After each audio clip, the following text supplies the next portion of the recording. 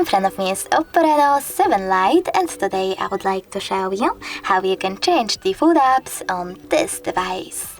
You need to begin by going into Play Store and installing your new default app, in my case Opera mini browser. I already have it, so I can click on the home button right away and access settings. Now scroll down, choose apps over here and click on default apps. After that, select one of those sections. I wish to change my browser, so I have to go with browser app, choose Opera to set it up and simply go back. As you can see, after that, my browser app has changed. Thanks so much for watching. If you enjoyed this video, leave a like, comment and don't forget to subscribe. Bye!